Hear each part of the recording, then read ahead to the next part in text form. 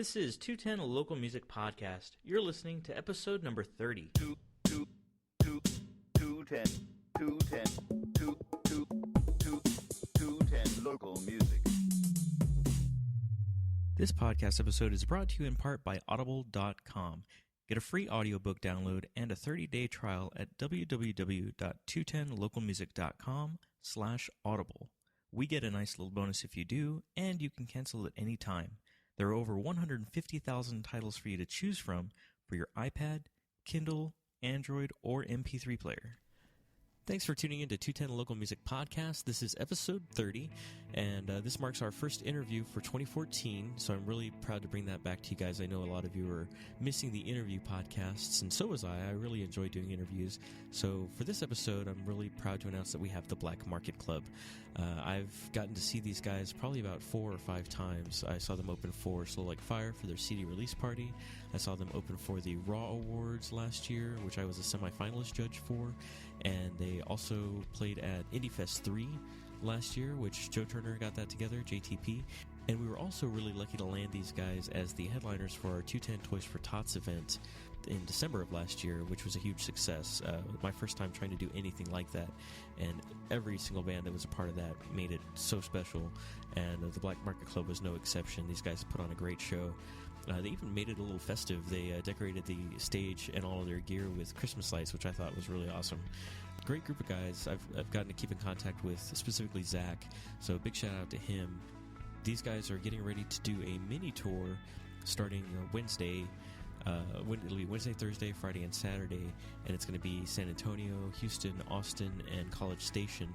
You'll hear more about that towards the end of the interview as well, but I just kind of wanted to throw that out there as a reason why this episode isn't coming out on Thursdays, which is our usual episode. This is going to take the place of the podcast being released on Thursday, so Thursday morning, don't expect a new episode. Just listen to this one all over again. Hopefully I'll get this out to everybody either Tuesday night or Wednesday morning bright and early, because I wanted to make sure that we got some information out there before they went on this mini tour with Luxley. I didn't want to talk too much in front of this because I do want to leave room just for the interview. Just wanted to say, if you haven't gotten to check out the Black Market Club, check out a couple of our previous podcast episodes. I know I played them during our 210. I played them on the radio podcast, as well as some of their songs from Faults and Fractures. Be sure to check that out. That'll be in the show notes, the links for that as well. So without further ado, I bring you Black Market Club. Andrew, do a test down there. I also own 5 extra hard drives. Check. Hello. It's picking them up? Yeah. Check. Shh. Alright, so I always start off with, who are you and what do you do? If you could each introduce yourselves. I'm Blake and I fuck shit up. I'm just kidding. Take 2. My name's Blake and I like to party. God damn it, Blake. Alright, let's do it. Start it off, Blake. Hey, wait, do y'all want to do that thing where we introduce ourselves and then we all say the Black Market Club in unison? No, that never works. No. It doesn't. Nah, bro. Alright. Sorry, Andrew will probably be like, and we're pork chop. I'm Blake and I do vocals. I'm Andrew and I play guitar. I'm Zach, I play guitar. I'm Xavier, I play bass. I'm Busby and I play drums. And we're the Black Market Club. Ta-da. So, first off, where did the name come from for the Black Market Club? The name came from Busby and I. We used to live in the same apartment, and our little neighborhood was very closely knit and whatnot. So it kind of started as a nickname for the whole block. But then we decided to take it and adapt it to this. And it's one of those things where we don't really put out such a mainstream sound. So you get it from black market resources, so to speak. You get it from the underground areas and stuff, and yeah, that's pretty much how to describe that. Cool, I like that. And what got each of you into music independently? Like, was it family influence? Was it just people around at school?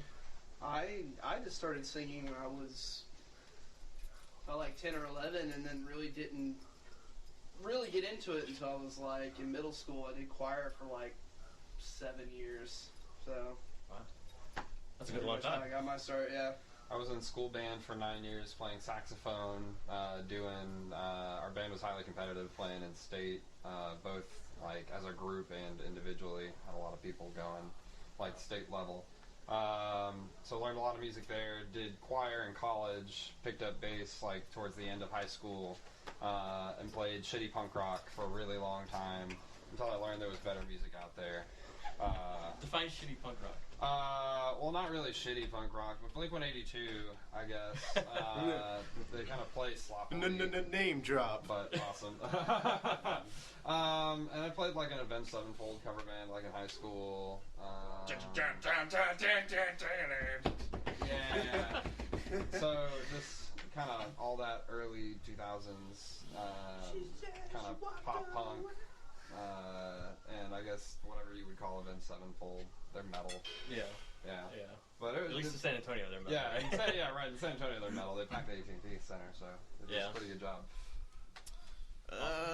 When I was 9 or 10, my stepdad brought home a drum set, and I taught myself how to play it. And then I was in band through like middle school and high school. So I'm classically trained. I was actually, my first band was Zach. We were in a death metal band, and it was awful. You meant to say awesome. Well, I mean, it was awesome at the time. I mean, don't get me wrong, but like looking back, it's like, oh, we were so horrible. Yeah. What were you guys called? Excruciation. Yeah, excruciation. It was a great word.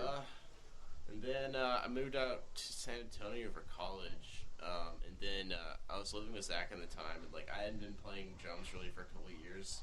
Kind of like took a break after high school ended, and I wasn't really playing in any bands. Then Zach had this idea for like this kind of indie stuff, and before that I was like, oh yeah, if it's not metal, then it sucks. But then I started listening to him like, hey, this is actually not that bad. And then a few years later, here I am now. Yeah. Ta-da. Cool. Right. I started off playing music back in 5th grade, 6th grade. My best friend from elementary school got me introduced to bass at about 6th grade, and then I also joined middle school band and I played tuba. So I took all that knowledge and I transferred over to guitar. And about 8th grade, that's when I met him, and that's, yeah, like he said, just played in death metal bands, just really started playing together. And then I've been trying to start this ever since I came up here to San Antonio from high school. So it's been a long process, but it's been well worth it. Andrew? And I started playing guitar in a youth band at church in middle school, and that's kind of how I was brought up, just playing in churches. And then I moved here for college, and just hooked up with these guys, and we started playing our own thing. So, not all of you are from San Antonio originally, right? No. I'm from Actually, Austin, Pflugerville. Yeah, actually, I don't think anyone. No, none of us are actually from San Antonio. We just all just live here. So then, why San Antonio as your home base now? We all go to school. 4/5 of us go to school. We're all currently attending UTSA at the moment. Blake was still living in Houston, but we got him to move here for the band. Oh, wow. Yeah. Yeah, completely averted his life just so. Yep. Relocate here for us. And he's been doing a hell of a job since. Yeah, definitely. That's awesome. How did you all meet, though? Like, I know you guys met early on, but did you like put out ads for everybody else, or? Actually, funny story. Actually, you want to take it away? Okay, fine. Maybe I will. Okay, so like I said, Zach got me out of this indie stuff. All these young kids are playing these days, and then we weren't really doing anything with it because it was just us for a long time, like for at least a couple of years, and we didn't really have a full band. Zach tried the Craigslist thing once, and we actually met one of our friends that we still know today, and we started jamming with him. And then he kind of wanted to do his own thing, so then it's just us again. Matt Moore. Yeah, we met Matt. Oh, yeah, Matt. Yeah, that was all through Craigslist. So I met a girl named Kristen who she was supposed to try out for a vocalist, and she was like, I know a drummer as well. His name is Matt Moore, and so honestly, Kristen, I have no offense, but you know, she was in a vocalist in her own way, and Matt Moore was a drummer in his own way, and yeah, I don't know, it just didn't mix, and so whenever Kristen left, Matt decided to sing, and that's when I officially was like, hey, Austin, do you want to come and play with this again? And so that started that off. fast forward, Matt dropped off. Our best friend Jordan was playing guitar for us too. He dropped off, so it was just him and I. And yeah, we tried the Craigslist thing one more time to try to find a vocalist. Yeah. But that didn't really work out either. Yeah. So we had we had a handful of auditions and stuff just to see who would fit. And Blake won us over because of how he sang the bridge in Castles. The Take What You Need part. Yeah. And so he was the same way. I remember just hearing him. I had just gotten back from like a family vacation, and I just walk in and I'm like, who is this random dude that's all in our space? And he started singing. He hit those high parts, and I was just like, okay. All right, let me get you a job. Let's put you in place. Like, come on, you're hired, kid. Wow. Bye. Yeah, I was really skeptical of him at first because Andrew brought it up to me. He was like, I found a really great singer. Okay, here's the catch. He's from Houston, so if he comes up here, we have to give him a job and a place to live and a new life. Wow. I was like, oh, and then it worked out. So just gelled. Yeah, it's all gelling now. Yeah, but since we were jamming, we had a mutual friend, Slavi Delgado, that introduced us to Andrew Bauer. He needed a drummer and a bassist, and they had already been playing together and stuff for like country band. Yeah. Oh yeah. Yeah, that's a funny thing to notice. It's a country band, and None so of us like country, but we were. I mean, like we mainly, like Zach, at least Zach and I did it mainly because we didn't really have any like gigging bands at the time. We just wanted to get back into playing shows. So it's like, hey, well, here's an opportunity. Yeah. And so we did that, and one day we were jamming, and he walked in, and he heard everything, and so he was like, I want to be a part of this. And then he was living with a guy that introduced us to Xavier. They knew each other from just all the psych classes and we were both psychology majors, and he knew that I played bass from playing in another band, and inviting him out to shows, and that project had fallen to the wayside because the singer-songwriter, guitar player went and moved to New Zealand for a couple months. Almost yeah. Wow. Oh, he's in it, Jeffrey. Yeah, that'll end that, right? One of our other guitar players went to El Paso for an engineering degree, so like everybody just kind of like scattered to the winds. Yeah. It is very good for engineering. Yeah. UTEP is good for engineering, and if you're in track. Yeah. Good to know. Engineering, UTEP, engineering, and trap. Like it's actually really good for engineering. But yeah, so he went to UTEP for engineering, and just wasn't doing anything for a really long time. And then my buddy was like, hey, so there's these guys that want to jam. And I was like, okay, well, what kind of bands do they like? And they were listing off some bands. And I was like, okay, I really, really want to play with these guys. Yeah. It's hard to find people like with the same musical background. So tell me the list. So like Thrice were some of the bands that came up was like Thrice, Manchester Orchestra, Circus Survive, Minus the Bear. Yeah, those were all kind of thrown in the list. I was like, yeah, I like all those bands. I don't think I dislike any of them. Yeah. Yeah, so it was very handy and stuff. And so since then we've been out and active for about, I'd say like a solid a little bit under a year and a half. Yeah. And we're moving full steam ahead. Wow, man, that's awesome. So you mentioned quite a few different bands, like influences and stuff, and then the shitty punk bands and everything. Who are y'all's musical guilty pleasures? Like people that, and I'm gonna say people that you'll barely admit to. Actually, okay, I got one. There's a band called Mindless Self-Indulgence, and I mean it's like.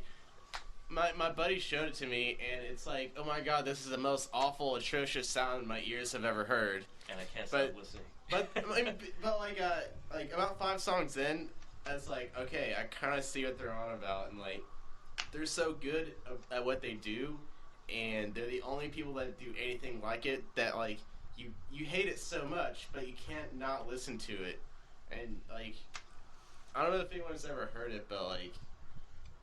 I've actually never listened to Mindless Self-Indulgence. No, like Jeb had a couple songs in his iPod. Oh, really? And it was like the techno kind of like punk, punk techno. Yeah, it's that band. I know what you're talking about. Yeah. Okay.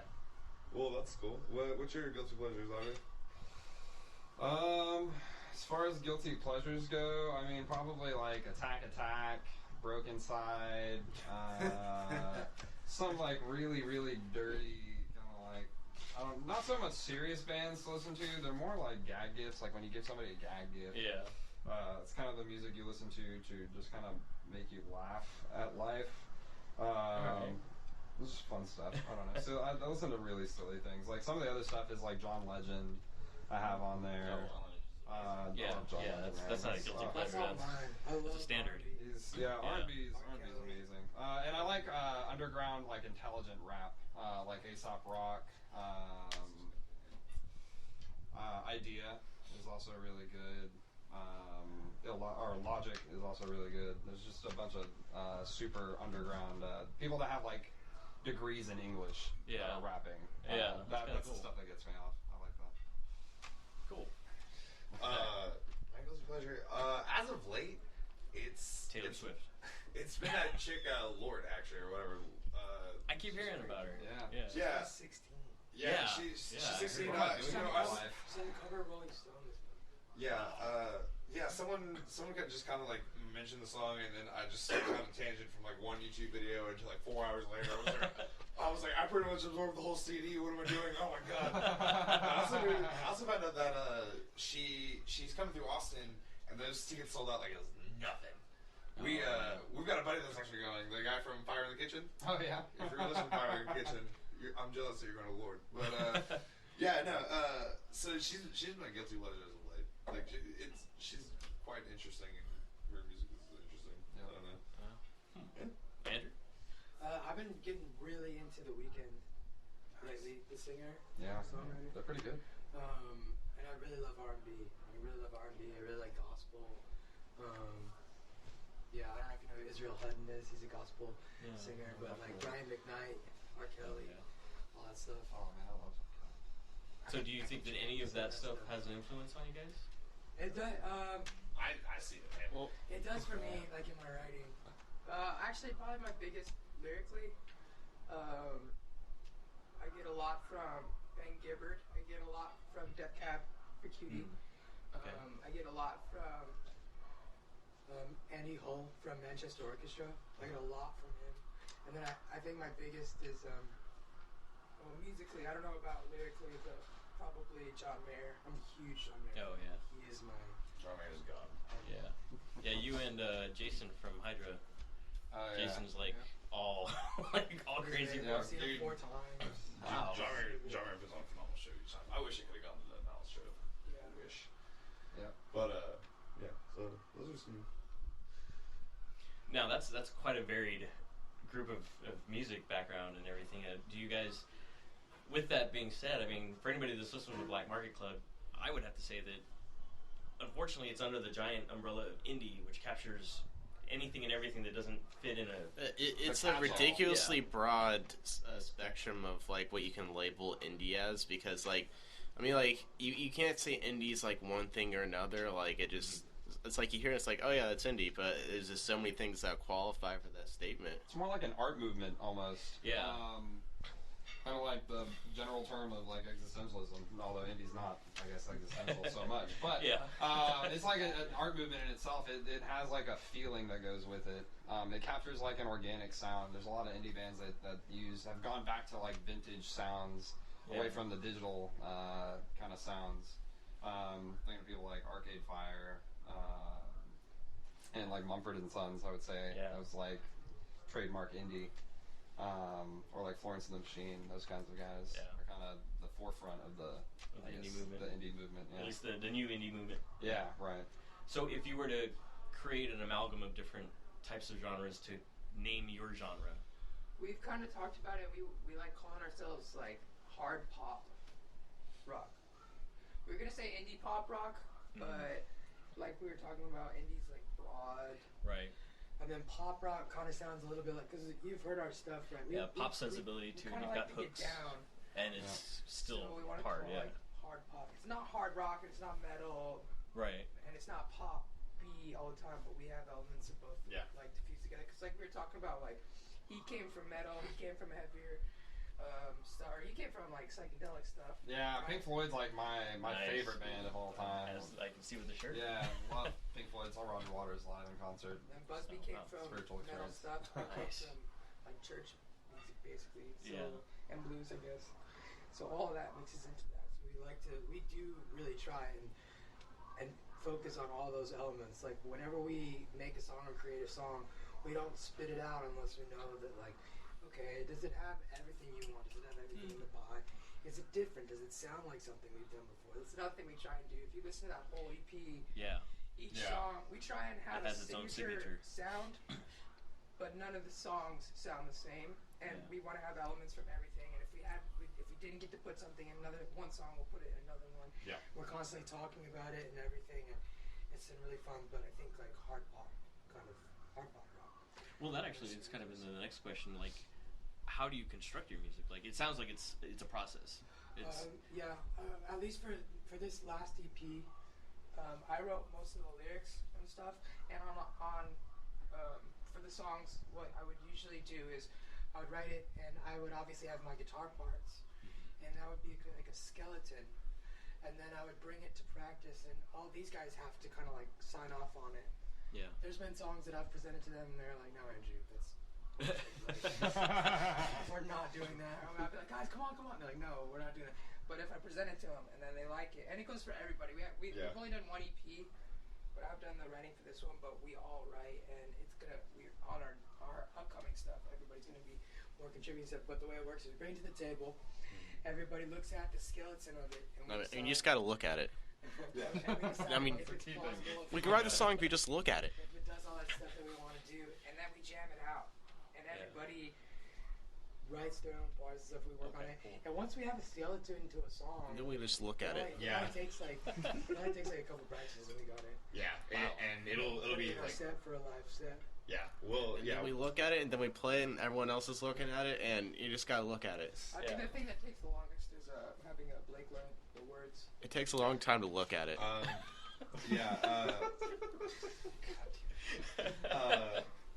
was I gonna say? It's I think really the hardest part, because I mean, like we've done many jams to where I mean, like we'll sit on one riff and we'll take maybe like a 30-minute break and we'll come back to it. It'll be amazing. Like that's kind of how we wrote the infamous Death of Mr. White. That was just a jam. Yeah. Oh yeah. We just had a jam. Yeah, and it just was just piece more to piece, and then it was really funny. We had the whole song written musically before we just sat on it. Yeah. We had Blake take a long look at it. Yeah, That's what we had to A do. long look. we actually Blake was over here and he was like listening to his jam, and we took him to work, and by the time he got off of work and came back, we were like, hey, we already finished the entire thing. Wow. And so it's just like we didn't know like we didn't have any lyrics or anything yet, but the song felt like kind A of song. deep, We just dirty, took a rock, look at it, sexual. and So we called it we looked called it good. the Pound Town Jam. Oh yeah. And then I started thinking about different stuff, and then I was talking to the guys. We have a mass text for the band, and I was like, guys, can I write about this and this and this? We're like, no, never. We can't do that. Shit. Yeah, you can, as long as you make it super like cryptic. Yeah. And so I like fucked with it and sat and like thought I was like, and then came up with some stuff and threw it to them, and they're like, okay. Like a 10 pounds pervy of corn. 13-year-old writing a song. Yeah.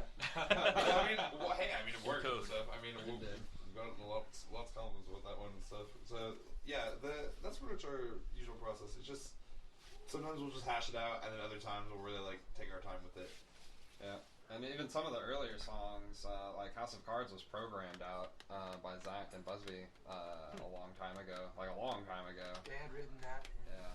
What, like, Way back in the day with Craigslist people. Oh, yeah. Stuff like that. Kind of like Guitar Pro style stuff, just MIDI tracks. Yeah. And there was like a list of MIDI tracks that we had. It was almost enough for like an EP in itself, and some of the stuff didn't make it there. There's a lot of stuff that's still like on the back burner or like in 50-75% completion. Oh, wow. we have a lot of material. Yeah, a lot of material. Thank you. We just don't have the money to fund it. Yeah. So if you're out there and if you like us, provide us with material. Gives us all some money. Some Yeah. cash. Yeah. Please now taking applications for sugar mamas and daddies. Have you guys ever considered like Kickstarter or Indiegogo? Or We did a Kickstarter one time, and that's actually what put our CD into like mass production. We had paid for the entire process of just pre-production, recording, mixing, mastering through Edwin Stevens, who is the vocalist of Fisherman. Gotten to catch them yet? No, not yet. Oh, man, Go check him out. Amazing. Amazing. But yeah, he recorded us, and we put it out, and the Kickstarter was basically so that we could pay for the artwork and pay for all the CDs to get printed and pay for this, and yeah. So the beautiful thing now is from a Kickstarter, and we've been talking about maybe launching another one for a summer tour. Nice. So we're also in need of a traveling vehicle. Yeah, give us a band, people. Because right now we're packed like sardines in Zach's little Jeep. AKA Leroy. Yeah. Leroy's Leroy's been a little Jeepkins. temperamental. He's getting a little geriatric to the point where he's like up one day and he's down the next day, and So he's not going to run into the middle of a I mean, giant cave. you know, Leroy's tired of the someday trailer. and like loses his tires. So Well, I'm just afraid one day we're just gonna be driving and it's gonna be perfect, and it just all falls apart right there. Just and we're still in the seats, so we just skid. like one nut goes out, and it's just like Cartoon it's a little- style. Yeah, The original trailer of the outhouse that attacked Leroy when Leroy tried to go over a train track. Oh, that's true. Train tracks. We don't have good memories with train tracks. Oh man, well Jeeps notoriously don't have great suspension, or do they even have suspension? Is that how does that I work? got some suspension. Probably. It's good. He can mount curbs and stuff. Yeah. Oh wow. I got 4-wheel drive, guys. Jeep life. Yep. Yeah, Although the 4-wheel drive does hit us on gas. Oh yeah. Kills Yeah. our gas. Well, hey, you can throw that into the Kickstarter too, Right. like touring vehicle. Yeah, that's We were talking about that as well. yeah, that's what we were talking about. So But that's going to be a pretty penny. Yeah. So how has social media helped you guys out? I kind of look back at your Facebook page and through the time that you had founded it and gone forward. And social media does have its ups and downs. Because I mean, right now with Facebook, they do that whole thing to where, a person will only get so many posts from pages and stuff like that. You've actually got to go through and be like, hey, I would like to get this on my for feed. certain pages. And so, with that being said, I mean, it takes tolls at places, and we try to steer clear from those like big like, hey, give us $25 and we'll give you like 1,000 Twitter followers and stuff like that too, because because you can have numbers all day, but if you've got no one backing you, then it's one of those things. So I mean, like, yeah, so we're just kind of social media has been helping, and it's been great to just like do it all organically, and then just see the fans actually just add on instead of just being like, oh, I don't know who this is. But it's not as powerful as it was before Facebook went public. Yeah. I think before Facebook went public was like the heyday of like social media, and before Twitter went and sold out public as well. You could reach a much larger audience without being, I guess, boxed in by the algorithms. Yeah, actually, recently they changed those algorithms again. Oh, really? To where it's even harder, unless you're paying for it. It's terrible. Like for independent, it's worse for like independent news sources, and especially like for local media, local news, local music sites. Trying to get bigger page followings is almost impossible. Yeah. It's all word of mouth, and people actually have to go. And even if you do click like, you're not guaranteed to get the feeds that are coming through. Right. Yeah. I'm running the Facebook page for the podcast and everything, and I see, I put out a post, and on Twitter it blows up, and on Facebook 4 people have looked at it. Yeah. I'm like, how does that work? I don't get it. So I think Facebook's coming to, like, the dawn of Facebook's coming to an end, because somebody's going to come up, some bright kid is going to come up with a new social media. And I mean, there's been a lot of open source bids for like a Facebook type thing. They've just all kind of fallen to the wayside and haven't really made it. But apparently MySpace is making the comeback as well. Yeah. Music. I look at MySpace. It's kind of weird. It is weird. It's really strange. I want to know who's running it, but Tom. Everybody's friend Tom. I think it's like Edwin told me like when we played the show at the 10-11, you saw like, dude, MySpace is coming back. Like, you gotta get back on MySpace. I'm like, I don't know about that. It's tough because I see a lot of musicians using it, and to a big benefit. Oh yeah. But it's also like, unless you already have that following, or unless people are still on MySpace, it's hard to get. Yeah, exactly. Searching for back new to it. music on MySpace kind of thing. That's not where you go pick up new music. No, No. not at all. But I guess things like Spotify, Pandora, iTunes Radio, all the streaming services is kind of where it's at right now. Yeah. If you can get on a streaming service, and if you can somehow like get played frequently, then that's the fastest, easiest way I think to get viewership now. Yeah. Internationally as well as just domestic across the nation. Yeah, absolutely. So, if somebody were to write a biography about the band, what would they call it? Blood and Thunder. Blood and Thunder? Are you sure Mastodon didn't get that one already? I'm just kidding. I don't know. Well, I guess what would you describe? We're all from other places, and we all came together and found each other here. So I guess a word that describes. Crossroads. Andrew's mother. Eric Clapton. I got him in the interview last night, so. Touche. That's a good question. Debaucherous gentleman. Whoa. Okay. I like that I one. like that. And then it would have just like a poker table with whiskey glasses and cigars that are still smoking. Okay, will there be a mustache? Because I In the gotta smoke, say, like the smoke's gonna come up and it's just gonna. Busby has to leave his stash at home. Clean shaven. because I gotta say, Busby has the coolest mustache. Mustache comes with me wherever I go. He comes with And he's the most debaucherous member. The mustache is the most debaucherous member. Mustache is an animal. I mean, like, sometimes I just can't control The it. mustache gets play. That's what. Oh, I mean, yeah, I'm like, no one cares about me. They just want the mustache. Like, they're using me to get to the mustache. That's what it is. They see straight through you. Yeah, they do. So tell me about the upcoming tour. You've got a mini Texas tour going on starting tomorrow. Yeah. Right. Starting this Wednesday on the 22nd, we're gonna be playing at Limelight with our tour support Luxley. Well, our tour support Luxley, who's coming from Louisiana. They're some great people. Really excited. This is going to be their first time in Texas. Oh, nice. Yeah. So we hooked them up with 4 different cities, just all college towns. So hopefully they'll have a great time. But yeah, we'll play with Luxley, Jungle Noise, and Octahedron at the Limelight, which that should be a really great show. I'm really excited to see Octahedron. Yeah, I want to see them. I haven't got to see them yet. There's also going to be 50-cent Ziegen box until supplies. Drink run out. specials, y'all. Yeah. 50 cents All about the drink specials. Just, like, go to the bar and be like, give me 10 singing box, please. Oh, God. Done it before. It's awesome. They're not full beers. They're like this big. They're so, It's still good. I was like, what are these? Beers for ants? They'd be at least 3 times this big. He's right. Give him a bigger beer. It's never Ziegen box either. Look at their last few times it's been Pabst.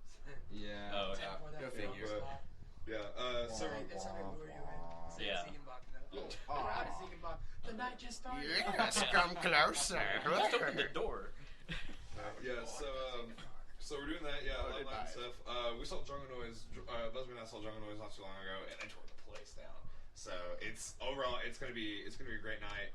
Wednesday night. Jungle Noise is another friends band that y'all should check out. Yeah, with a Z. Jungle They're Noise. real psychedelic. You can get into like a mantra meditation with their music. I think they make it with the intent of using it for guided meditation or just like exploration of thought. Well, Tyler's I think that's why he's in California. Yeah. He's a Tyler is a graduate philosophy student. Oh, wow. Yeah. At least when he was doing his undergrad here at UTSA, he was super into Heidegger and like aesthetics, which is kind of phenomenology type stuff. He's super spiritual in that sense. So yeah, Jungle Noise kind of is an emanation from that, and they're real psychedelic. Yeah. I like it. Gotta check them out. So Yeah. did you guys get to build the bill? I worked with Party Productions, and basically I told him that we were gonna go on a little travel battle with Luxley, and that we just wanted a solid bill for that night. And so, we just worked on it. And at first we were gonna have a band called Chavano play, which is one of the guys from Cure for the Radio who started this thing, and it kind of reminded me of like Vampire Weekend and stuff. And I was like, dude, I'm kind of excited for it. But then apparently, rest in peace, they broke up already. Oh, so, man. Sorry, Chavano. But I mean, like I said, Octahedron, really excited for that. Thursday we go to the Red Eye Fly in Austin. We're gonna play with this one band called The Vantage, and I think that's gonna be a fun one. They just did a balcony TV session not too long ago as well. Yeah. Then Friday we go to College Station, and then Saturday we go to Houston. Nice. That's awesome, man. Yeah. Got a lot of cool stuff going on. So where can we find you? Like we talked about social media a little bit earlier, and even though Facebook might be dying, where can we find you on Facebook? If we can prevent the death of Facebook. Oh, well, all you have to do is just go to facebook.com/theblackmarketclub. Just The Black Market Club. Yeah. we've pretty much got that name on everything. So if you go on Reverb Nation, that's how you can find us. If you go on Bandcamp, that's how you can find us. SoundCloud, you can find us there. And if you go to theblackmarketclub.com, it has all those Links and on there. everything. Yeah. Awesome. Yeah, including everything for Twitter, Instagram, etc. So yeah. Awesome. Well, thanks a lot, guys, and look forward to hearing more from you guys. Like I said earlier, I've seen you guys like 5 times. Yeah. And thanks again. I wanted to specifically thank you guys individually, each and every one of you.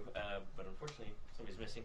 But just wanted to thank you guys for headlining essentially the 210 Toys for Tots event. You guys killed it. I wish that I'd been able to fit more time for everybody. Oh, that's okay. You guys killed it. That was a lot of fun. Killed Yeah, it. That was a lot of fun. We came to notice that if the less prepared we are, we kind of The more you tend to kill it. kick. Yeah, we kind of tend to kick more ass. So it's Our best shows have been when you just wing it. And our worst shows have been when we've like gotten together beforehand and been like, all right, guys. like we got. We get in the huddle.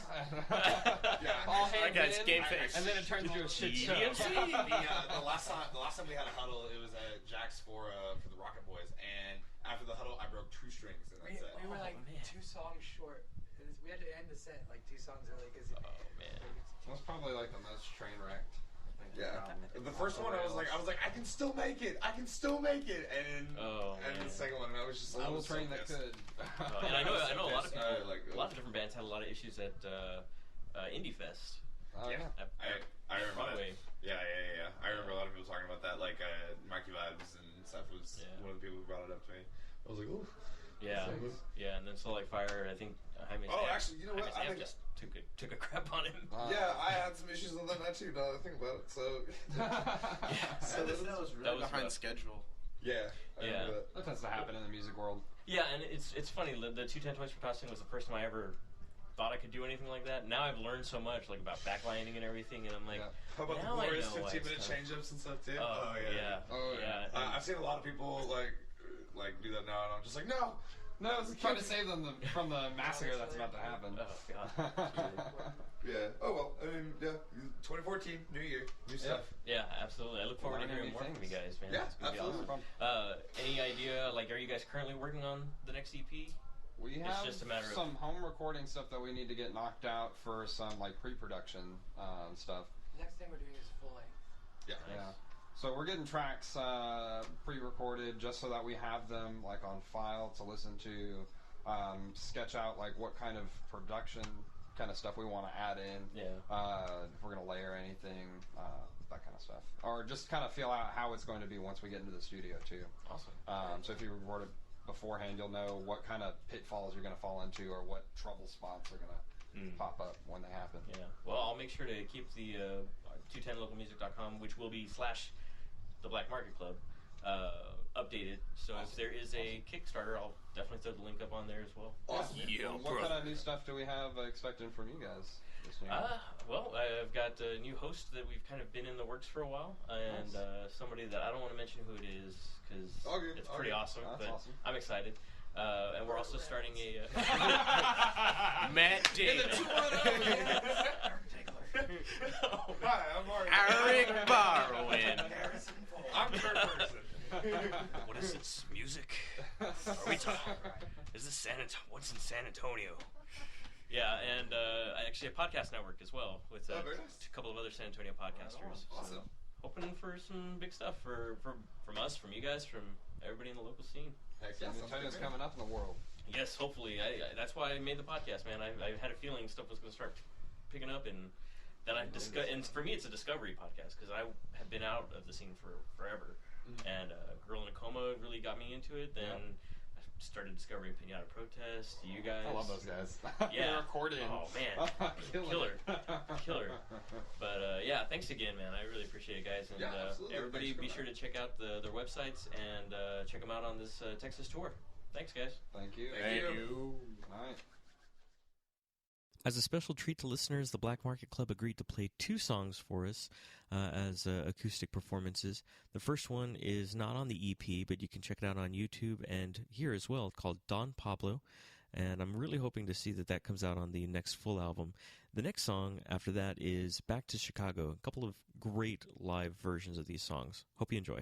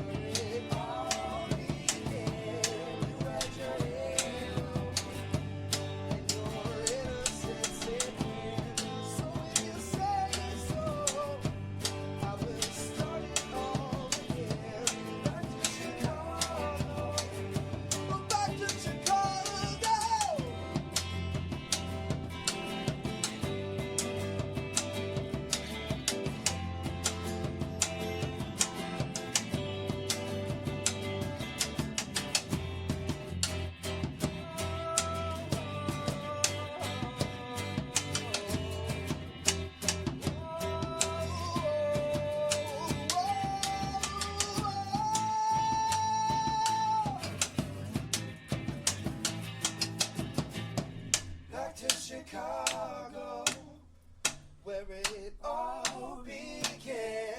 You had your halo and your innocence in hand. So if you say so, I will start it all again. Back to Chicago, we're back to Chicago.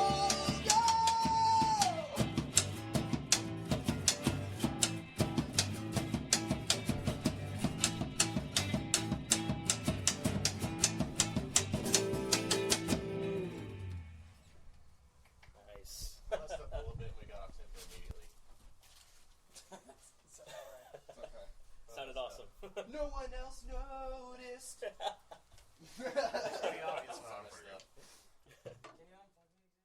This podcast episode is brought to you in part by Audible.com.